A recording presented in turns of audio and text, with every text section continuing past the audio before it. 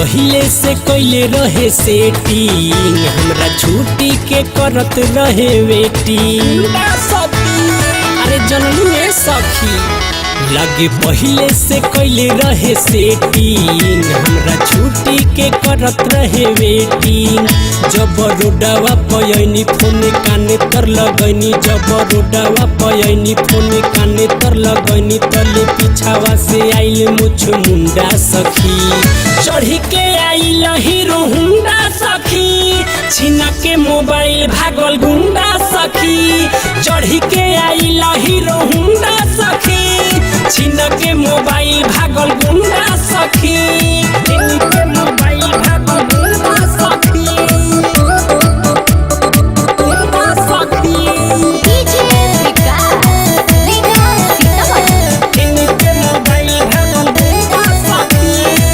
पढ़े गइले रही कोचिंग काला से हो, पीछा मोर पर गइल बड़का झापा से हो, देखे में लागत रहे बादामा से हो, दू गो पिस्टल ले ले रहे पास हो।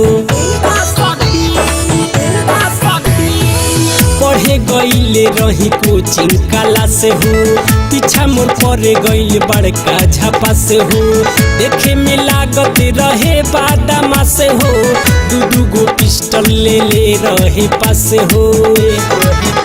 देखी लागे बड़ी डरे गोली मारी जाए मरे, देखी लागे बड़ी डरे गोली मारी जाए मरे, तो चहेटे देलस लेके अपन झुंडा सखी, चढ़ी के आइल हीरो हुंडा सखी, छीन के मोबाइल भागल गुंडा सखी, चढ़ी के आइल हीरो हुंडा सखी, छीन के मोबाइल भागल गुंडा सखी, छीन के मोबाइल भागल गुंडा सखी,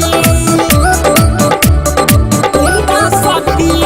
डीजे विकास छीन के मोबाइल भागल गुंडा सखी। लभर किन के देले रहे फोन हो, पूरा भराइल नहीं रहे जेलून हो, राइटर राकेश राजू मिलिए के हमके जनिहे त साचो बड़ी मरी है टून हो।